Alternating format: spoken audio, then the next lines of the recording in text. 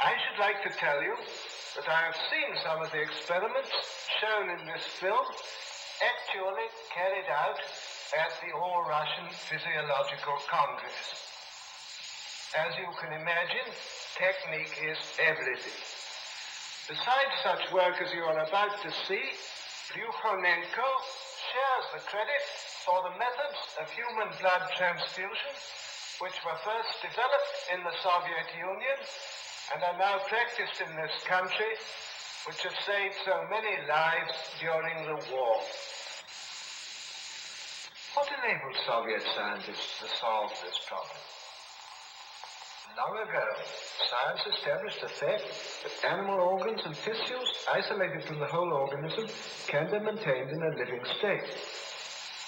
But in order to achieve this, special artificial conditions must be created.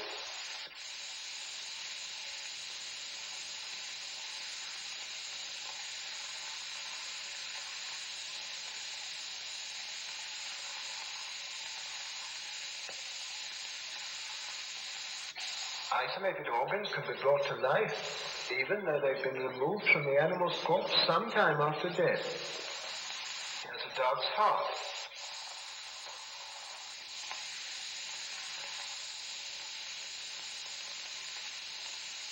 It can function as well in artificial conditions as in a living organism.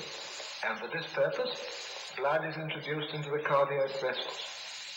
The isolated heart beats just as it did a few hours previously in the living dog.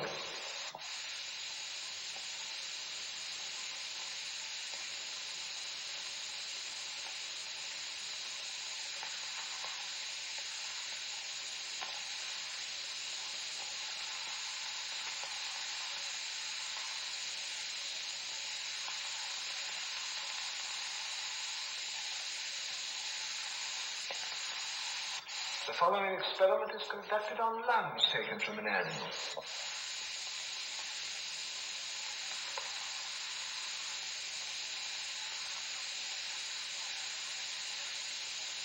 Bellows distend the lungs and fill them with air.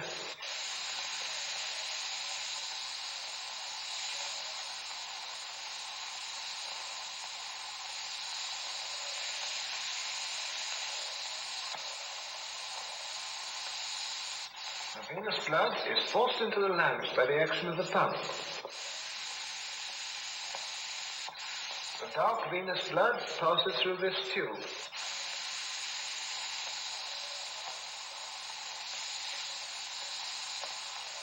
In the lungs, it takes up oxygen and becomes arterial blood.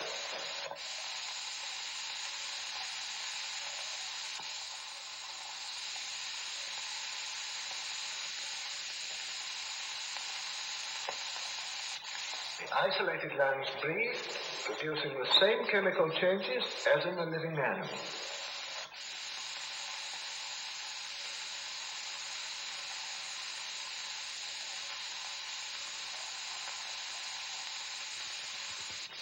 An animal's head can also live in the isolated condition. Here is a plan of the experiment.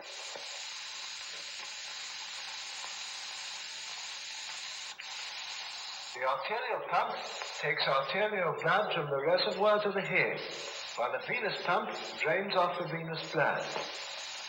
The blood is arterialized in the reservoir, where there is a steady flow of oxygen.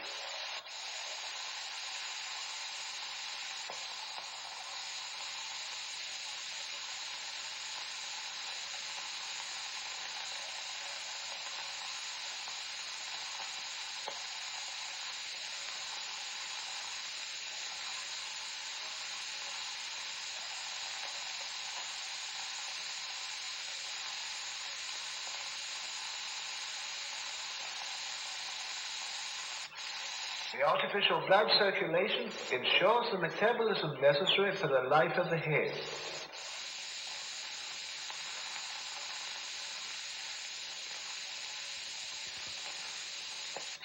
The isolated head lives on for hours and reacts to external stimuli.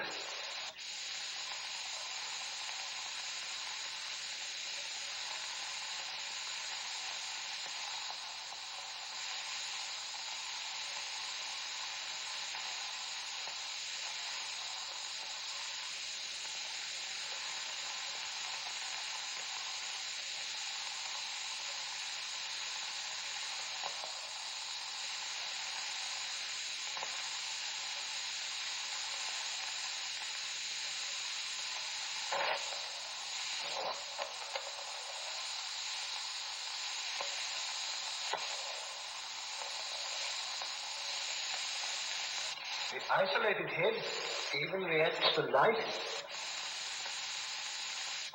and to sound.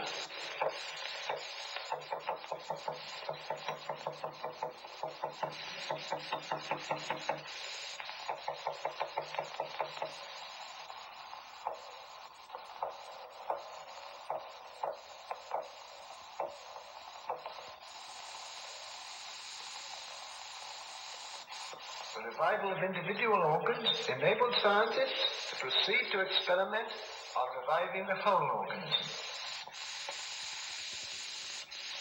The revival of the whole organism can be achieved with the help of an apparatus called the auto-ejector.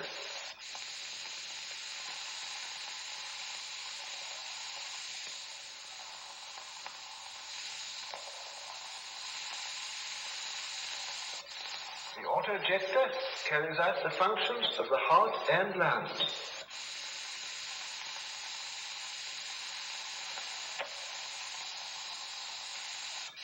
As we know, the heart, by its rhythmical contractions, supplies the body with arterial blood rich in oxygen.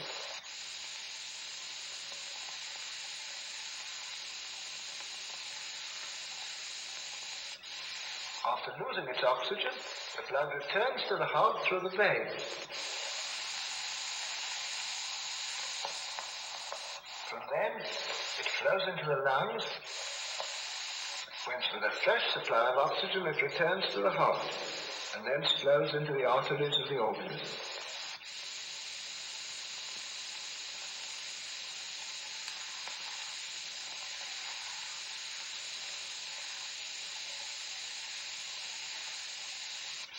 The auto-ejector works on the same principle.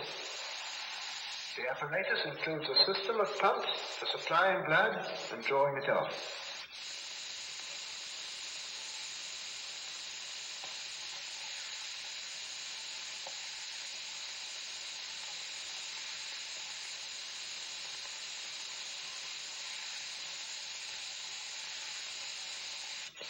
The arterial pump supplies the organism with arterial blood. When the blood has given up its oxygen, the venous pump draws it back into the reservoir. Here, just as in the lungs, it's enriched with oxygen and returns into the organism. The blood passing into the arteries of the body ensures the necessary metabolism. In this way, the auto-ejector can perform the work of both the heart and lungs.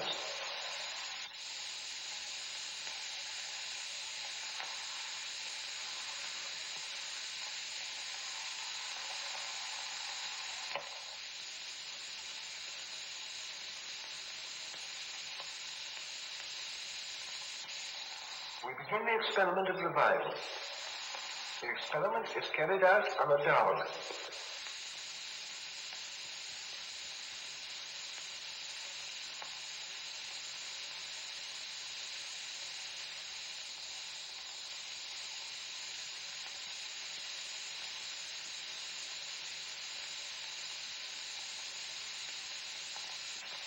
A substance which prevents clotting is introduced into the animal's blood. The dog is under an anesthetic. It doesn't feel pain. No interruption of the animal's normal functions has yet occurred.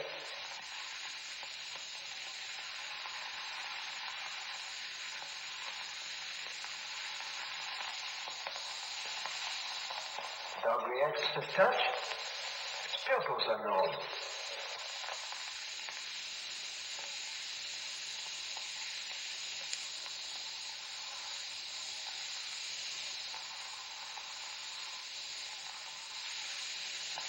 A special apparatus, the chymograph, registers the breathing and the function of the dog's heart. The pulse and breathing are normal.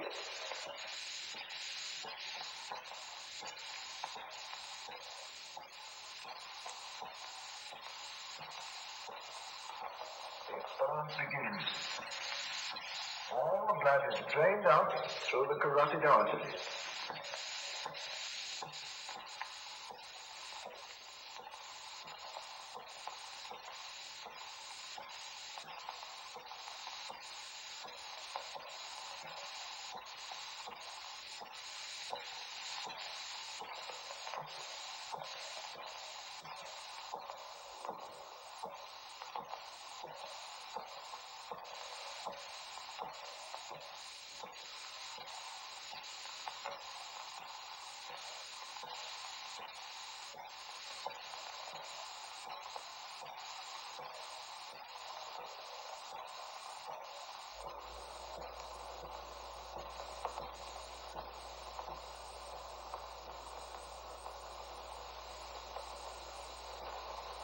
has stopped.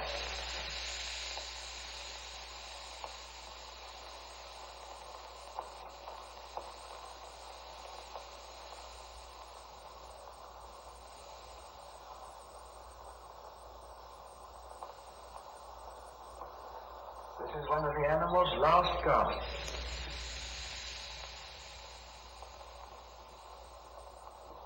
This is a final breath.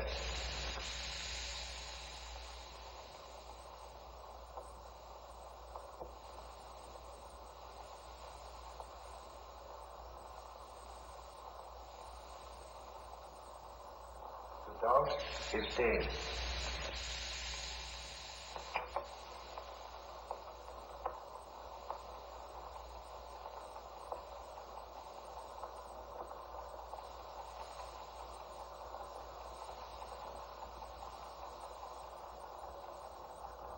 Without operative interference, death would be final, as the disintegration of the body cells would gradually set in.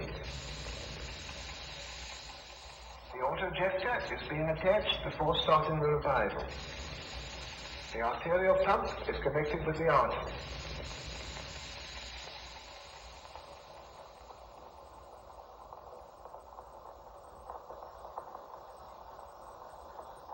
The venous pump is connected with the vein.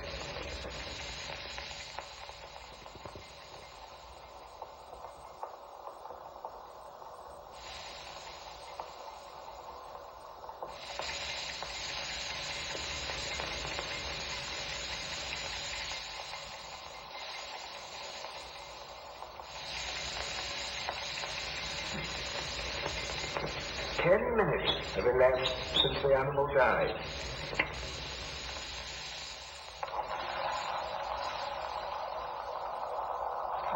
The blood removed from the animal is pumped back into its vessels by the autojector.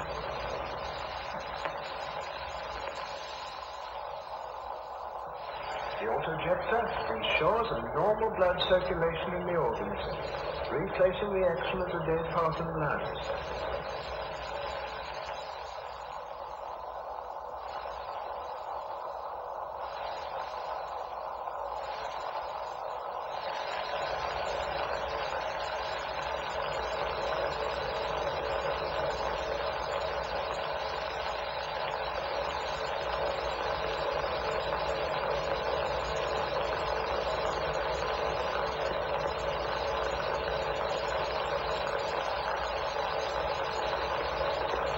The artificial blood circulation gradually induces the heart to start beating again.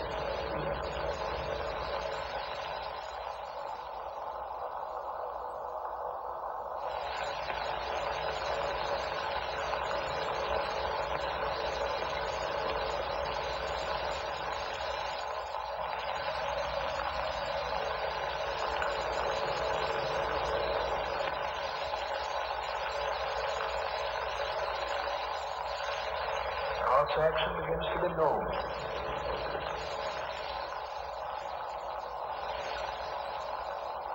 First sigh.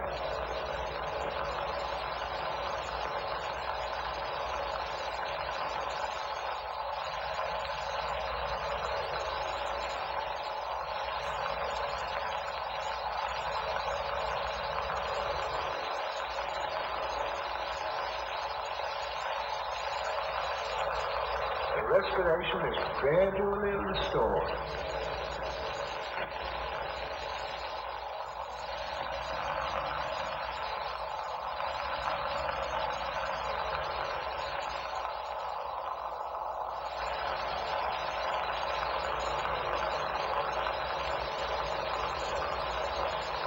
The dog breathes more normally and evenly. The animal's condition approaches normal. We can now disconnect the autojector and leave the organism of the dog to maintain life with its own resources.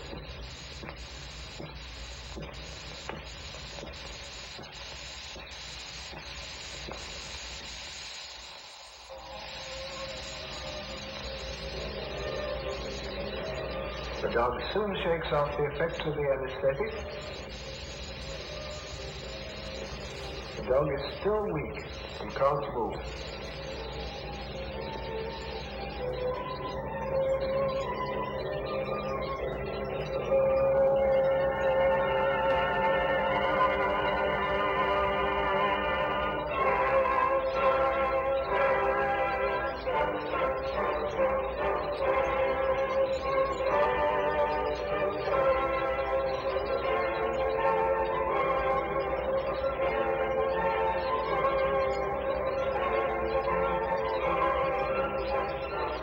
After 10 to 12 days, the dog returns to its normal state.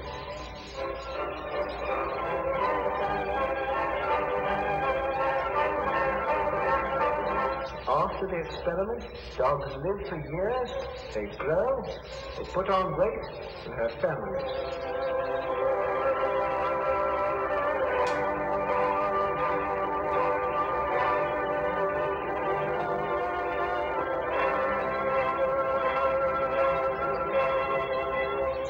For a number of years now, 3 dogs have been under observation in the Bolognese Medical Institute after being revived by artificial blood circulation.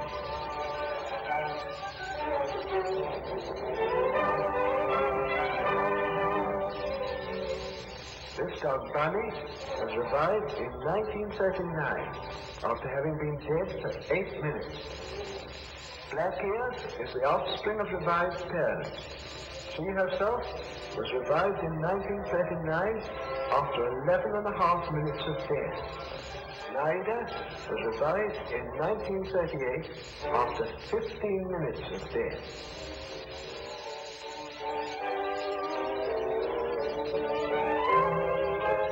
These experiments on the revival of dogs have shown that the process has no harmful effects on the animal organism. The question of the revival of animals is one of the most interesting problems in physiology today.